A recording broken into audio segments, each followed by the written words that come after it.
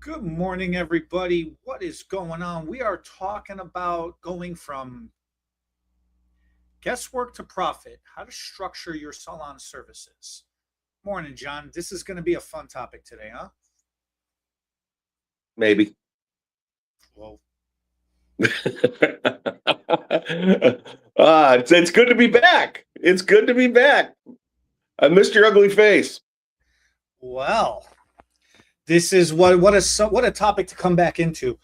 A Yeah. lot of stylists review their books and they're trying to figure out. One of the phone calls we get all the time is, I need to set my prices. I need help. I don't know if I'm breaking even. I don't know if it's costing me money. I don't know what am I doing, right?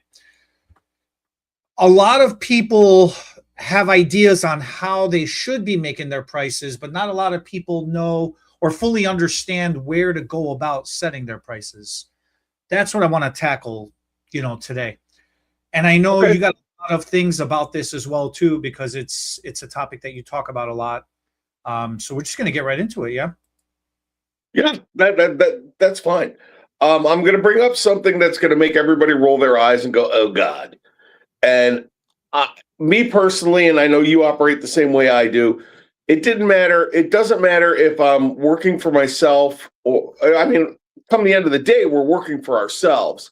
But if you're working for somebody, or if you're an independent, or if you're a 1099, um, you've got to have a plan.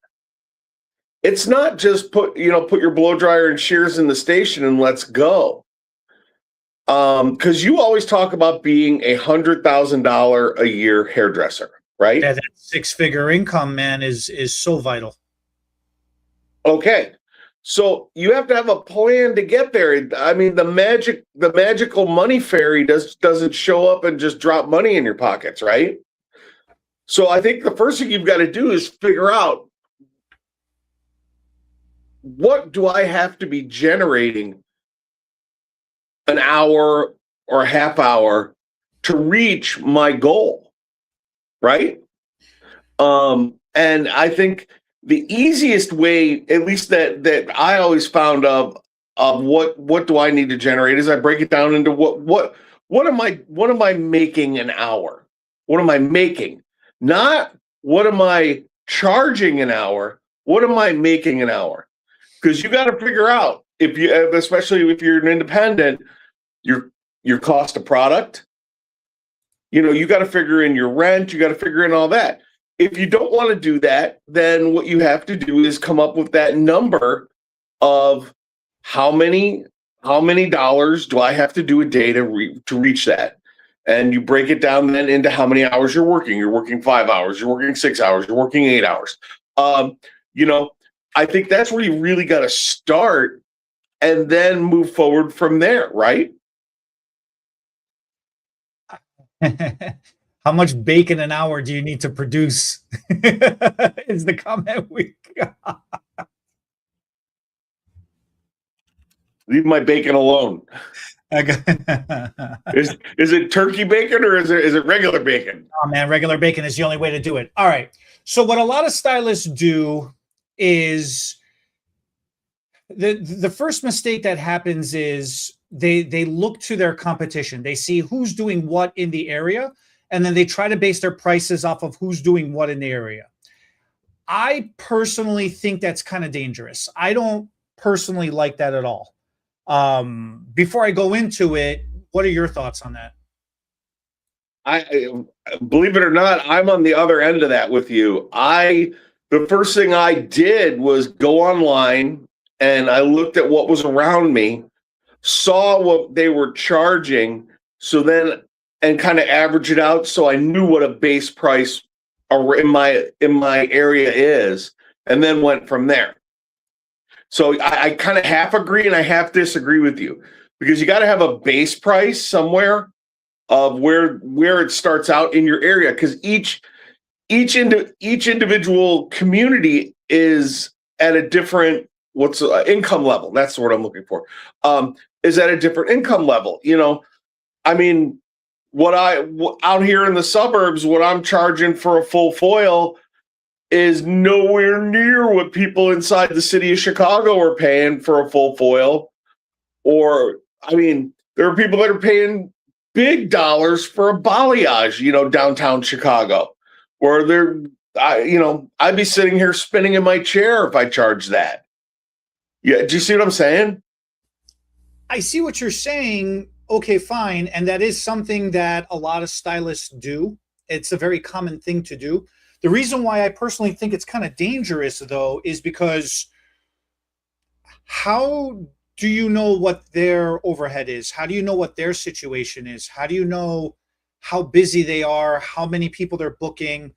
How do you know, I don't know what your overhead is, what their overhead is. Are you double booking? Are you triple booking? Right? Like, what is all there? There's so many other factors and variables that go into it that you're just not aware of. Well, I agree with somebody else's scenario without fully appreciating or understanding what their scenario is. No, I agree. I agree with that. I agree with that observation completely. But I think what you have to do is to get your baseline. You find people that are in kind of like the same situation you are. Okay, like me being in a studio, I looked around at everybody in the studios around me and saw what they were charging, just to make sure that my prices were competitive. And then I factored in, and can I do a shameless plug here? But also because using all nutrient color, I'm paying the least per application than 90% of the people around me. So actually I'm making money on that end to begin with. But your expertise comes into it. People are going to pay for your expertise, right? What's inside your head? What's inside my head? What's inside everybody watching's head? All our education that goes into it too. I just think that I agree with what you said, but getting a baseline that you can build off of, and then to transfer into them profitability. Then you start figuring out what cost per application is, what your overhead is, what you could even factor in gas to drive to work. I mean, we're all running a business, whether we work for someone or not. That 6 square feet of your station, that's your business. No one tells you what you're doing inside there. Sally wants highlights, but it's going to ruin her hair, and you talk her into something else. That's your call. That's not your boss's call. If you go with, all right, then if you're still going with that mentality, right? Yeah. What do you do? Are you matching their prices? Are you going a little above? Are you going a little below? I go a little. I follow what you're saying. It sounds like a very slippery slope to me, man. That can go south real fast. I used, how do I say this? Not to insult, but I used to think that way, that it was a slippery slope. But your clients, the people that like what you do, are going to find you. And so I always go a little bit above. And at 35 years of experience, 35 years of experience. I mean, you came out of the womb with a bowl in one hand and a brush in the other. I think that just a little above, a notch above. But then, with that being said, and you got to look at both ends of it. With that being said, is if you're going to charge if you're charging a little bit above, you got to give them a little bit above. You got to give that client the experience, and they'll pay you for the experience.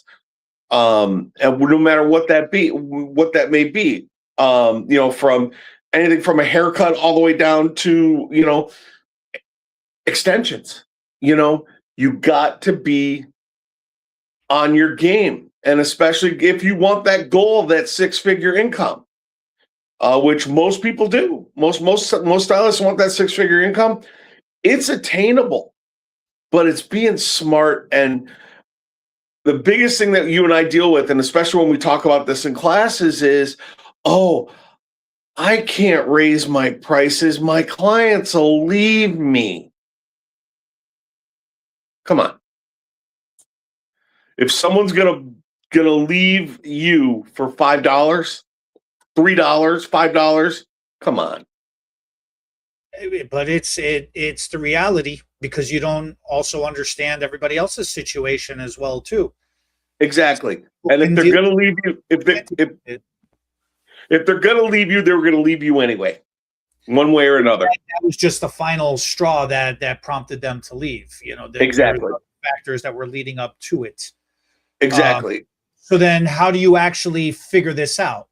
What are some of the research things that you can do? If you're looking at your area, like you're saying, I would just take that to create like a baseline. You know how you say, like, what's the national average? Right. That's what I do. That's what I did. I averaged out everybody's prices. I took a nice sample. I think it was like 14 or 15 salons, because where I am, we're heavily concentrated. I took all of them, I averaged it out to what the base prices were for everything.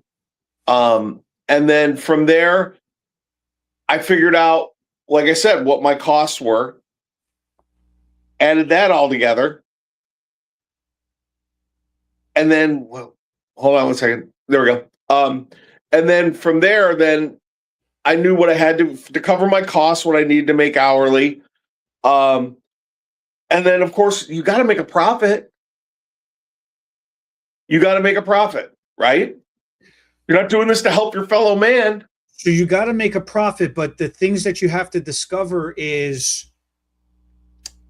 what are the services you're going to be providing? Are they going to be bundled together? Or are they going to be a la carting? See, I'm a firm believer in a la carte. So, okay. So then timing is really huge for you. This service has to take this long in your book. This service has to take this long in your book. So then you got to look at every 15-minute block in your book. Some people are working on the 30. Some people are working on the 45. Some stylists are working on the hour.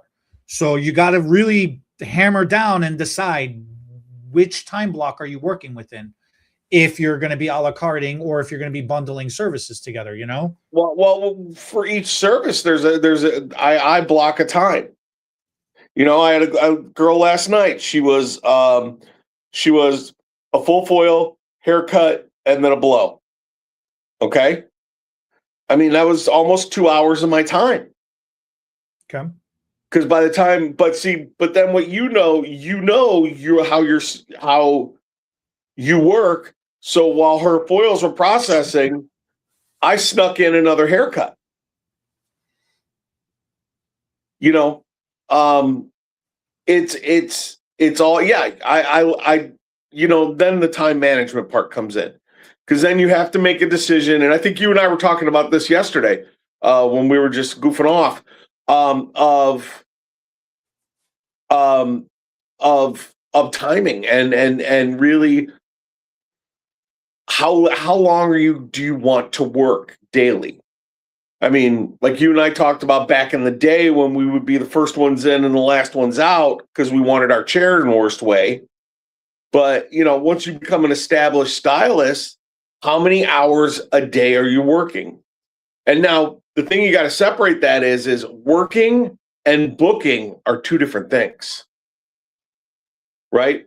You open your book at 9 o'clock or 10 o'clock or 11 o'clock, and you want to take your last one at what time? That's your hours. Now, hours in the salon are completely different than... That's your booking hours. Your booking hours, correct?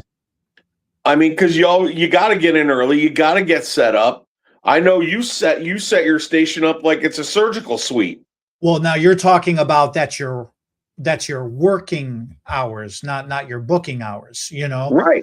So your actual hours, don't show up 5 minutes before and walk in with your client. You got to get there beforehand and set everything up. When the client leaves, you're not walking out the door with them. You got to sanitize and tear everything down and pack everything back up. So exactly. You may say you're booking and taking clients for 8 hours a day, but you are putting in a 10, 11-hour days, Exactly. And then you also have to throw into that too, is if you're on your own, if you're not working for a salon owner, if you're on your own, then you also have to do your books, get your ordering together, all of that. And all that plays into what we're talking about. Jeez, sorry guys. The mentality. Now we're gonna start going into you're all over the place. We got to go before we go into the numbers. I think mentally speaking, where you're not right now, do you want to be a little guy? Do you want to be a mid, or do you want to be a top end? I think having that mindset and that belief matters a lot when you start breaking down these numbers. And it's okay wherever you want to be. If you want to be a small operation and be small time and not charge a lot, then you're just going to have to deal with a lot more overhead. You're going to have to deal with a lot more clients frequency per visit per day.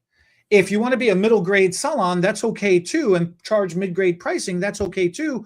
You're going to deal with an average booking and an average amount. If you're going to be a high end or a top end stylist, you could still do a lot of clients per day and charge big numbers, but you have flexibility to be able to not do as many clients per day. So there's that mentality in there. And then you're going to attract clients based on that mentality. So you got to think about what type of people do you want to deal with. All right. Right. We were kind of talking about this earlier, but list out real quick, all not business related, but personal income needs, such as mortgage, insurance, car note, if you have one, if you've purchased a car, right? You got food. Do you have any credit card debt? What am I forgetting? Utilities and stuff. Utilities. There's so much. I mean, really, if you think about what your monthly bills look like, there's like you said, utilities. There's and then maintenance on your car, maintenance on your house, or if you rent an apartment, there, like you said, insurance, and then there's also and incidentals. And it's not like you just go to work, come home, and close the door, and wait till you have to go back to the salon, and the following morning. You have a life too. You have a spouse. You have kids. You have your expenses are always there.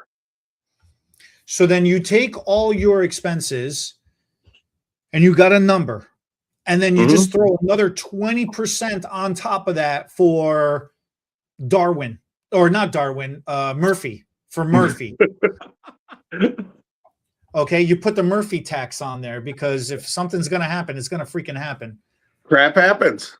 The average, I'm going to say if this is the average, a lot of hairstylists that I speak to, and I ask them to share their numbers with me, they're pushing about $4,000 a month in expenses, in personal expenses. I'm not talking about the business side of things. Okay. So if your personal expenses, your monthly budget is about $4,000, by default, right there, you need to bring in $48,000 a year just to break even and cover your personal living expenses. And $4,000 a month budget is a very, very healthy budget. But you have a couple of kids, like you said, a couple of cars, maintenance, things like that. It adds up real fast. Daycare, school. If you finance your school and you have the student loan thing going on, yeah, there's a lot of things going on. All right, so in this example, let's just say if your monthly income, but your monthly budget, living expenses is $4,000, you already need to make $48,000 a year. Now, let's go to the business side, like you were talking about earlier, and you got to look at your cost of doing business. Well, can I back you up for 1 second? Sure. Okay. There's something that's been a very it's kind of a hot button topic for me, is that most of us don't look to the future. So you also have to add into those monthly expenses, you putting away for your future. Because there isn't a lot of salon now. Bigger salons do have some things available, but you have no retirement savings. You got to do that yourself. Most salons, right? You got to look to the future, and you also you got to save something, guys. Because guess what? If we're sick or something happens, we don't have sick time. We don't have vacation time. We don't get paid vacations. We don't get paid sick time. You don't, and you've got to put away for the future, because I can't tell you how many stylists I know where something happens and they're off for 2 weeks, and then you gotta play catch up. It's you got to put away for the future too, and that needs to be added into that 4,800 number. Okay, all right, I'll shut up now. No, it makes sense. It totally makes sense. So then now we go into the business side of things. First and foremost, if you're an independent stylist, you have rent. If you are a commission stylist, then you have your split with the salon. So right off the top, there goes a chunk of whatever you're producing behind the chair. Okay. If you're an independent stylist, you have the product, the inventory, the marketing, the insurance, the taxes. If you have a software booking app, you have all of those things. If you're a commission stylist, you are generally speaking responsible for your own tools. The salon may provide you some product. You may get charged product cost.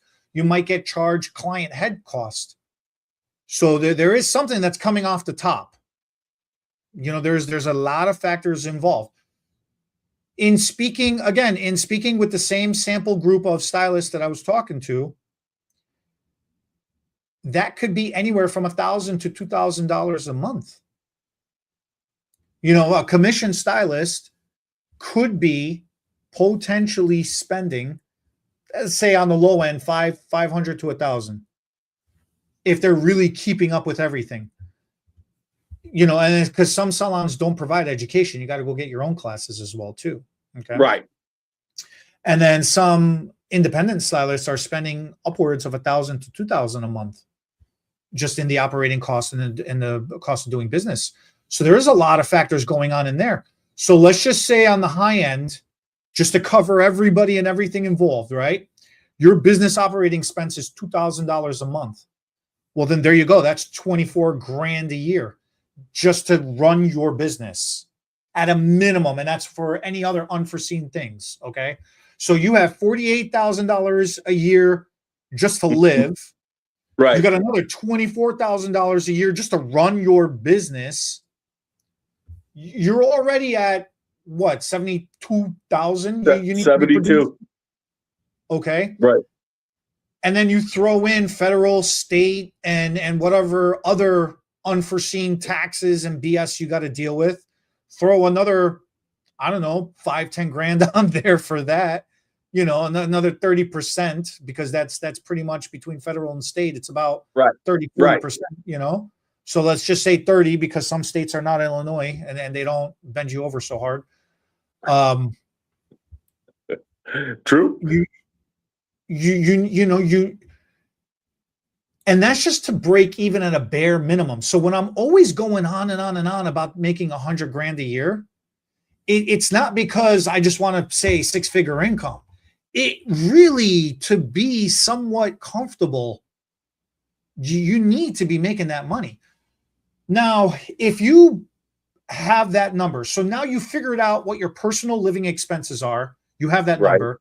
You figured out what your business expenses and operating expenses are every month. You figured out that number. You add those two together. Now you have your total yearly number that you need to be clearing just to break even. You throw, if you're smart, like you were saying, you throw a couple of extra bucks on there for retirement in the future and unforeseen stuff. Okay. Now you have a number to work with. So now you could break that down backwards. Right.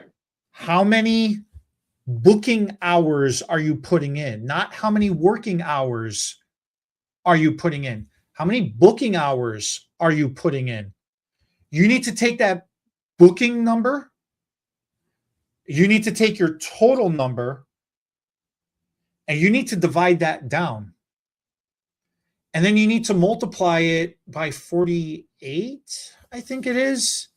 Well, if there's 52 weeks in a year and you figure you throw off 2 weeks because of holidays and you get sick and I you're see just what not you're in the saying. mood and you call off, or you go on a, I don't know, some stylists take vacation. I've heard there's this thing called vacation. I don't know. But Me either. you throw 2 weeks off for that.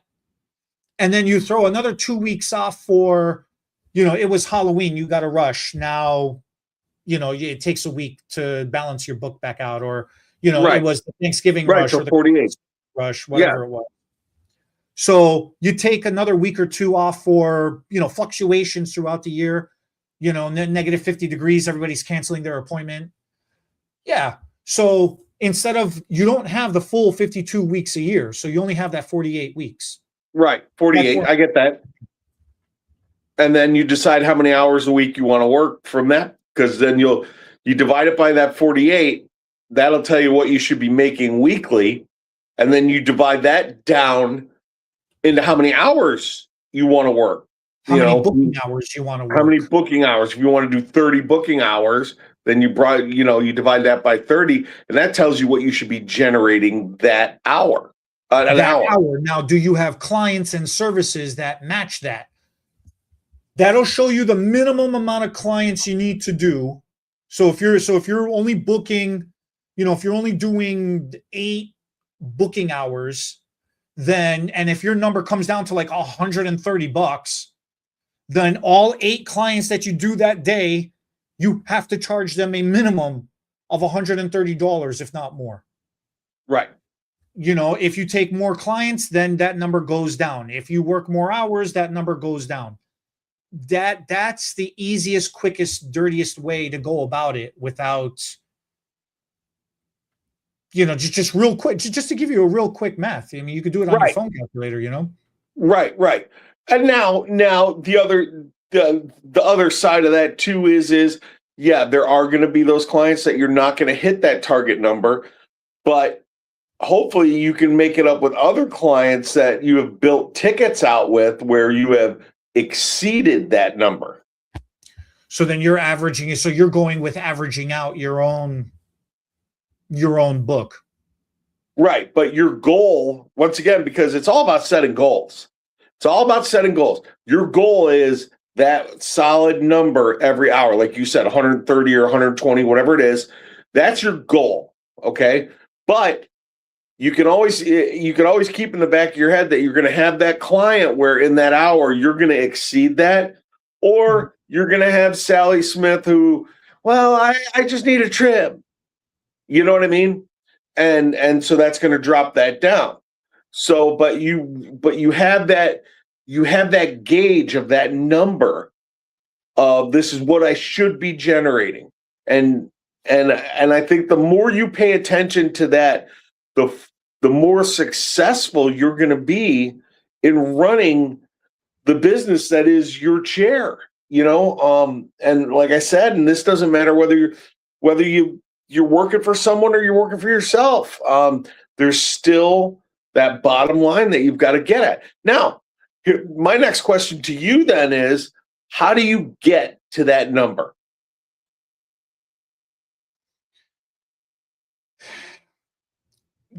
The mentality comes in to make a huge difference.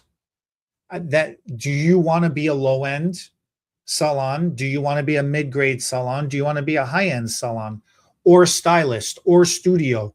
Whatever your environment is, it doesn't matter. Okay.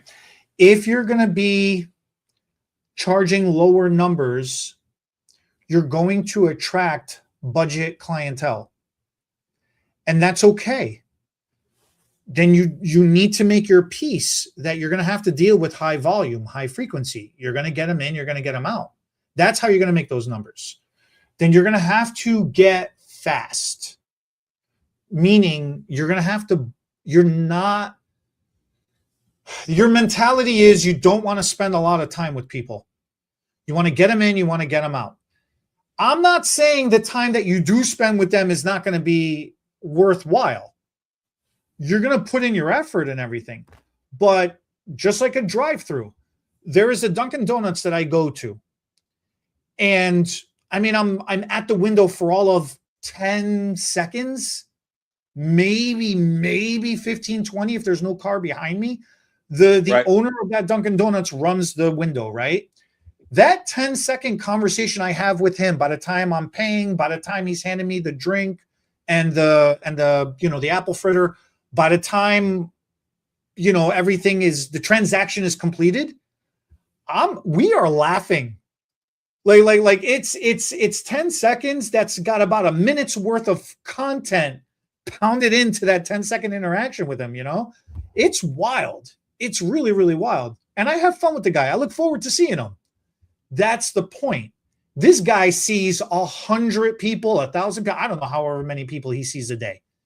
It's a freaking drive-through, right? It's the same thing. Like when you see those barbershops, those $5 haircuts, those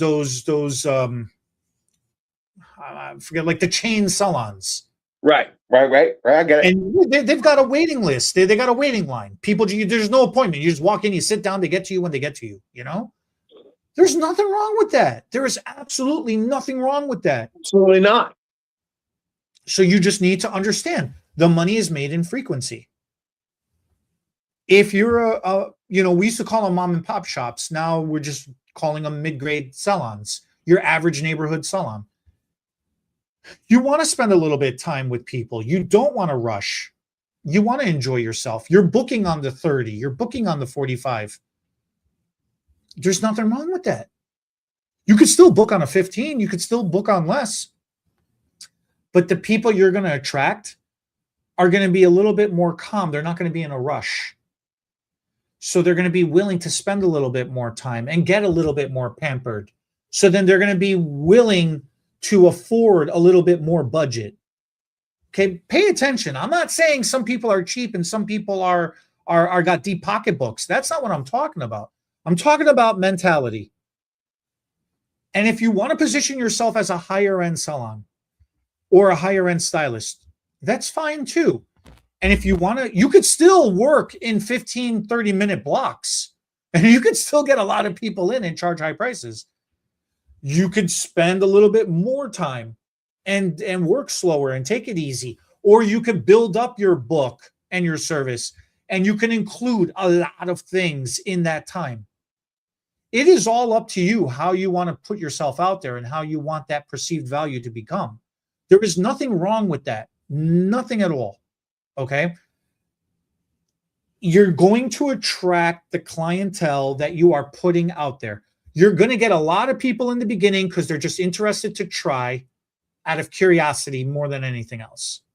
Because they see an advertising more than anything else. Because you're conveniently right down the street more than anything else. Whatever it is, you're going to get people that are going to come to see you. It's retaining the people is where the game comes in. There it is. Right? So where does that number fit for the retention of who you're trying to get? That's where your numbers come from. That's how you're building your numbers. And does it match what you need to produce to afford your lifestyle and your income?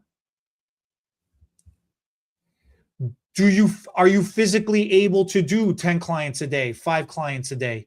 Are you mentally able to do that many clients a day, even if you're physically not able to or are able to?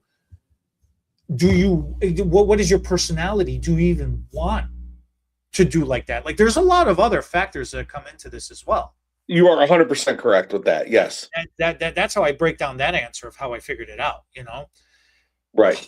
I, at a minimum, want it to be a 6-figure income. I wanted to make $100,000 a year because that's what everybody talks about a lot. That's what all these financial things are talking about. That's what all these people on the news talk about all the time. I just wanted to see if I could do it. Not for anything else. I didn't want to be left out. It's not the ego, it's the competitiveness in me. I want to prove to myself that I can do it just because I can say I did it. Right. Do I want to continue to do it afterwards? Now that I got a taste of it, now that I see how much work it takes to do that and produce that, now the worst part of this conversation comes in is the slog, is getting down in the trenches and doing that day in and day out and continually maintaining being able to do that. I see, but for a while, I used to use the term grind. Okay. And I remember having a conversation with someone who was probably a tier above I was, and I used the term grind, and she looked at me and she went, "This isn't a grind. Do you love what you do?" And I said, "Yeah, I love what I do." She goes, "It's not a grind." She goes, "You're putting the hours in, but a grind to me," and she kind of prefaced it as a grind to her was punching a time clock and standing on an assembly line. Okay. Okay. So with that, she said, this is how you're spending your time to make your money. And I went, okay, I like that. And see, I'm very fortunate, and I know you're fortunate too, is I have a good time with my clients. Most of my clients I have a good time with. So it's actually, I'm getting paid to have fun now. And in the beginning, no. In the beginning, it was stressful.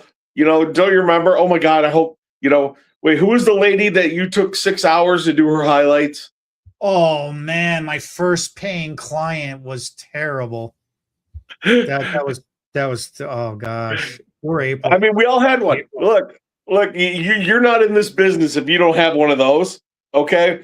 And I still remember driving home completely considering I was going to go to Trainco to learn how to drive the big rigs, because obviously this wasn't for me, that it took me this long to do this person's hair. You know what I mean? And now fast forward and you're cranking out 10 to 12 heads a day, if not more. Some people do that. Sure. But I think that the minute that anything becomes work, it loses its fun and profitability for me personally. I don't know if anybody else feels that way, but you know what? I love what I do. I get paid to do what I love. And to approach it like a business is the way to go for me personally. Is what do I need to do? Here's my plan. A goes to B, B goes to C, C goes to D, as far as the business end of this does. Now, as we well know, behind the chair, A does not go to B. A usually goes to N, and then N drops back down to D, and you're all over the road with your client. But you got to get paid for what you do, guys. That's the bottom line. How many days a week does the average stylist put in, you think? That's a great question. That is so all over the road now. Back in the day, man, I mean, I remember Sundays and Mondays, the salon was closed. Sundays, no one worked. Mondays, we did trainings, and the salon ran full tilt from Tuesday through Saturday. But now with the advent of the studios, and I mean, the last guy I worked for, the salon was open 7 days a week. I think it all, but how cool. It's really cool that you can work as much or as little as you want in this business. But throw me a guess. How many days on average do you think the average? I'm going to say 5. I'm going to say 5. You still say 5? I still say 5 because, and especially the younger people coming up. And if you're younger, I don't mean to offend you, but, you guys are very obsessed with your work-life balance. Okay. I'm going to go with 4 just because. I'm going to take a day away, and I'm going to give us this magical 3-day weekend, right? So I just did $100,000 divided by 48 weeks. Come up with $2,083 a week. Okay. And if you only put in 4 days a week, then your target goal, what you need to achieve, is $525.75 a day. That's completely doable. Calculator. That's the math. Okay. So you need to produce $2,083 a week, 4 days a week. You need to produce $525.75 a day. What's the average amount of clients you think a stylist is seeing nowadays? Because in our time coming up, man, we were seeing 15 to 20 clients a day. I'm going to call it double booking and triple booking on the 15 freaking minute blocks. I'm going to call it, if they're not double and triple booking, 8 heads a day. 8 heads a day. All right. So if you see 8 clients a day, and your target goal a day is $520.75, then your average ticket needs to be $65.09 and some change. So your average ticket needs to be $65. Now, is $65 representative of a haircut? Yeah. Is it representative of a blow dry? Ish. So we're saying ish, so that's a no. Is it representative of a perm? That's on the cheap side. So that's a yes. A single process global application? Yes. Like a root touch-up? Yes. A highlight? No. Highlights are more expensive and more work labor intensive. So then minimum, yes. Okay, at minimum, yes. So then you're covering yes, right? Yes. Now, I said haircut by default. I was implying women. What about men's haircut? No, because in the industry, the men's, industry-wide men's haircuts are cheaper. Okay, right? So men's cut, no. What other services?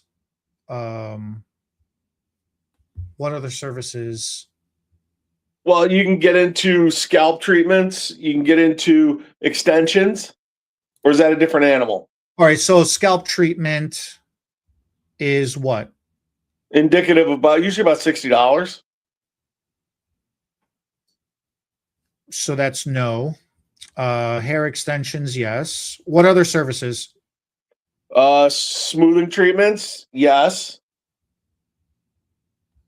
All right, so 1, 2, 3, 4, 5, 6, 7, 8, 9. So we just listed off 9 services, of which 6 of the 9 average out to hit that minimum number. So there's your math. Right. There's a quick math right there, So right. Earlier you were talking about how averaging out services, you look at your book and you say some of the services you do don't cover your spread. Some of the services you do, you make up for it because you charge more. And then you take the average and that equals out. Okay. Right. So that right there is just a very quick, within a minute or two, how to come up with, can you produce those numbers? Right. And we just did 100,000 based off of 48 weeks. So having 4 weeks a year for personal time for whatever reason, only working 4 days a week, only seeing 8 clients a day. If you could produce $65 per client, you made your 6-figure income. Boom. I mean, that's pretty wild. That's nuts. And basically you're minimizing the whole thing. I am. I totally am. Now I'm going to do one thing extra here. I'm just going to hop on the Googles. The interweb. Yep. The average hair appointment in a salon in the U.S. It's like 123.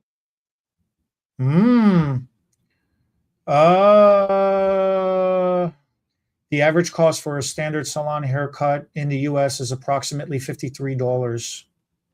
Oh, I thought you meant service price. Okay. Yeah, I did service price, but this thing, okay, so 50 to 190 is haircut and styling. 65 to 200 is color services. Specialty services, which is, I guess, highlighting, is 148 to 375. Yeah, all right. So, and then you throw in haircuts, smoothing treatments, or not haircuts, perm, smoothing treatments, hair extensions. I mean, those numbers add up real fast. Doesn't it blow your mind at the actual amount of money that, as a hair professional, is at your fingertips that you could be bringing in? You mentioned that. Do you notice none of these numbers I have mentioned the word tips at all? Not in any even conversation? Yeah, I've pulled that word back a couple times in this conversation because we're talking about building our business. Tips are a byproduct. Tip income is not income. You're going to have people that argue with you about that. You can argue with me all day. Tip income is not income. Tips, it's a gift. Are such a variable. You don't know. You told me there was a stylist. You've seen stylists mark down in their little black book how much the client gives them, and then questions them if they get more or less.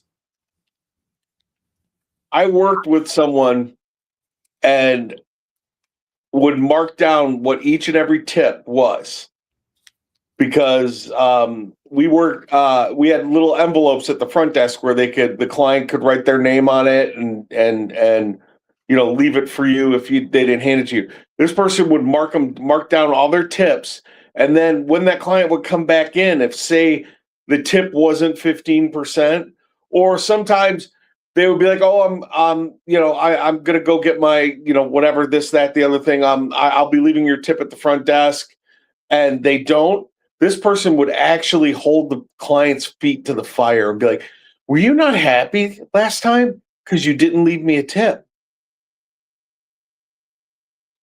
Which just blew my mind, because I couldn't tell you who tips me what anymore. I really don't know. People hand me money, I put it in my pocket, or they put it on their credit card on the, I could probably look it up if I wanted to on if they ran it through their credit card. But other than that, tips are a gift. And then have you also realized I haven't mentioned retail sales? That was next on my agenda. So this is just your service menus, what you can do yourself. Correct. It all starts from your service menus. Okay. We just rattled off basic services. There are so many more extra things you can do. Deep conditioning. You could do massages, head spas. You could do waxing. There's all these little things you can add on to your services, and that'll increase and build your ticket. Okay. Retail sales is such a contested topic to this day, which I still don't even understand, because people are buying retail. There are so many retail products out there nowadays. The clients are willing to purchase something. It's actually in our favor. I hear a lot of stylists tell me, "Oh, I can't even sell retail. There's so much retail. There's so many options and competition out there. I can't." The hell you can't. It's actually to your benefit that there is so many offerings out there, because now the client is inundated and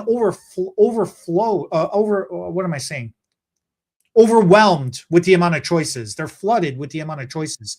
They need you never to help them determine which one of the billion products out there is the right one for them. Okay. What an opportunity for you to create the sales super easy. I'm just going to say just at that, if not for anything else, it all supplements your income. I will I can honestly tell you, and anybody wants to see it, I will show you. Most of the time, I pay my rent with my retail sales. It's a powerful tool, and it's something that is needed. I'm not saying go out there and sell for the sake of selling. I'm saying it's something that is needed, again, to help you hit your numbers more than anything else. It's to protect your work, to protect your business, to help complete the experience for your client coming back, and to help them maintain their hair. I mean, you're putting them on a plan, on a regimen. Right. You're trying to do good by them. You want to retain that hair. Right. No, you are 100% correct with that. Retail sales, whether you are an independent or you work for someone else, I always have to preface that because people yell at me. You're only helping the bottom line of everybody with retail sales too. Not only are you giving your clients something they need, those sales, the money from those sales goes to help your bottom line, which then makes you able to take those 2 weeks vacation, or makes you able to, your salon owner to improve things. So it makes it much nicer for you to work. And those are just for instance, you can do a list. I am a big proponent of retail sales. Always have been, always will be. My client takes stuff off the shelf and they're like, oh, and they scan it and they go right to Amazon. And I'm like, how much is it on Amazon? Because that's the next thing we hear in classes. Why are they going to buy it from me? They can buy it on Amazon. I'm like, let me see Amazon. And they'll be like, it's this much. I go, you know what? I'll charge you that much for it. And you get to take it home right now. You don't have to wait for the box to come that'll end up sitting in your front room for 2 weeks before you throw it into the recycling bin. You know what I mean? And Amazon is not that much. If anything, it is maybe $1 cheaper than what we're going to charge them. I don't know. In some cases these days, it's more expensive. So you got to really do your diligence when you're looking up pricing on stuff. Well, but once again, bottom line is if they have it and they're bringing it up on their phone, just go, I'll charge you what that is. And then you've got the sale. It is that easy. So now we get the worst question. You're so close. Their prices, like they understand what they need to charge. They go back and evaluate their prices. They're so close to hitting their target. They don't have the ability to add on more services, or they are unwilling to do higher end services. So then the only choice left then is to raise the prices. When and how do you raise your price? This is such a hot button topic too. It's what we get. This is what we get hit with all the time. Here's what we a whole hour going over all these strategies and all these advices and everything, and then we still get I just did the math alongside with you. I'm unwilling to take any of your advice. I'll just raise my prices. But I'm scared, like you were saying earlier, I'm scared to raise I'm $5-10, away. And I'm scared to raise it that $5-10 or that 10%, 20%, whatever it is.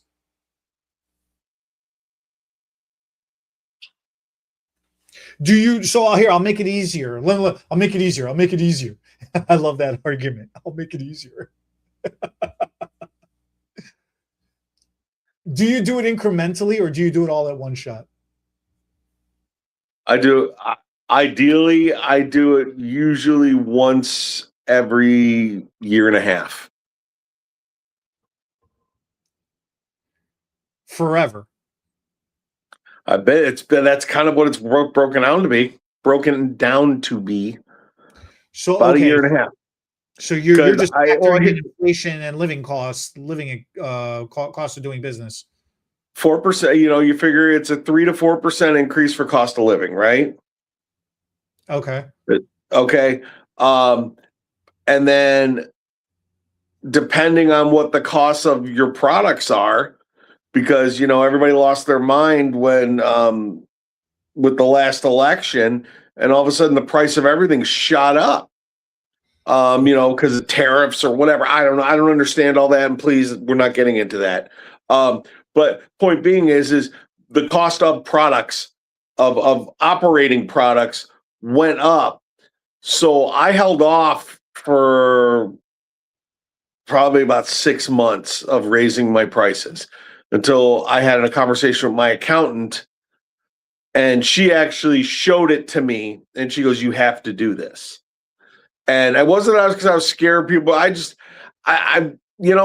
perfectly good with what was going on. But obviously on the business end, you got to pay the piper. You got to keep the lights on. You got to keep the water flowing, and my mortgage company really likes to get their mortgage payment, on time.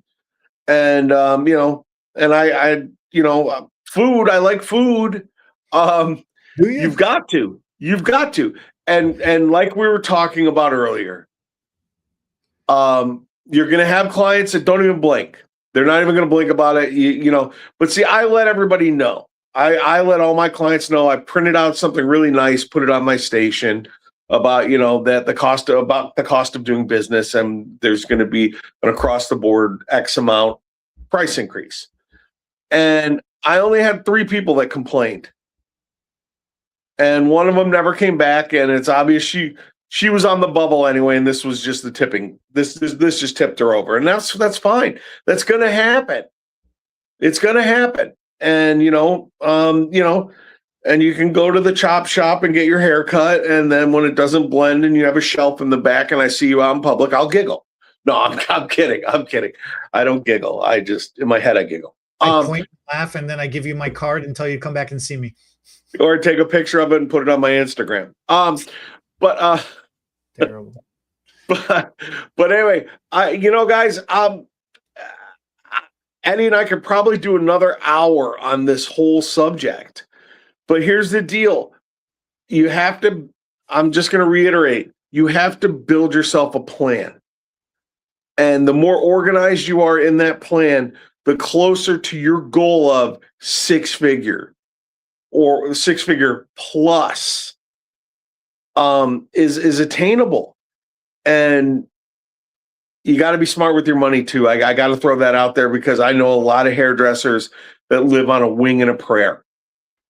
And they're just paying their bills, and they get very caught up in the cash end of things, and they're not looking towards their future. You got to look towards your future too and prepare for it, because you don't know what could happen. And hopefully you guys took some information from us today. A little silliness. Sorry about my brain cramp early on. And we're here. Message us if you have any questions or you want any tips or help or anything. We're here for you. We do through HTB Beauty. Go to htb.beauty.com. We do have classes. We are coming with some business building classes. And a whole bunch of other education coming your way. We greatly appreciate each and every one of you. It was good to be back after a little time off. Guys, you know what? It boils down to one thing. It's our favorite saying is make a difference one client at a time. Have fun. Definitely at htbbeauty.com. March 2nd, we're going to be in Downers Grove. So we're going to be doing some head spa classes. If you want to come out, hang out, spend the day with us, learn some stuff, figure out some things, see us in person, do a meet and greet, more than welcome to. All right. Thank you all for watching. We'll catch you all next week. Bye, guys. The SFTB podcast was not recorded in front of a live studio audience, so thanks for joining us for today's episode. If our hair topics made you smile, give us a thumbs up. Drop your thoughts in the comments. We'll read them while waiting for our caller to process. Share this video with your stylists and friends. It helps us make a difference, one strand at a time. And don't forget to subscribe and ring that notification bell so you never miss an episode. Because your hair deserves all the latest and greatest tips.